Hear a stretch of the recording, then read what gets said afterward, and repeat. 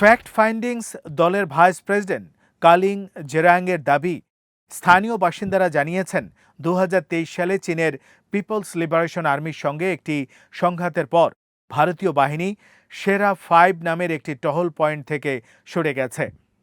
স্থানীয়দের অভিযোগ, এর ফলে তারা দীর্ঘদিন ধরে ব্যবহার করে আসা শিকার ও অন্যান্য ঐতিহ্যগত ভূমি ব্যবহারের এলাকা হারাচ্ছেন। স্থানীয় একটি উপজাতীয় সংগঠন নাহ ওয়েলফেয়ার সোসাইটিও গত মাসে সরকারি কর্মকর্তাদের কাছে চিঠি দিয়ে অভিযোগ করেছে, সীমান্ত এলাকায় চীনের অনুপ্রবেশ ব্যাপকভাবে বেড়েছে এবং চীন যত বেশি সম্ভব ভূমি দখলের চেষ্টা করছে। তবে ভারতীয় সেনাবাহিনী সরাসরি এই অভিযোগ প্রত্যাখ্যান করেছে। সেনাবাহিনীর বক্তব্য, চীনা বাহিনীর অনুপ্রবেশ নিয়ে প্রকাশিত সংবাদ ভুল এবং ভিত্তিহীন। ভারতের পররাষ্ট্র মন্ত্রণালয় অবশ্য তুলনামূলকভাবে সতর্ক অবস্থান নিয়েছে।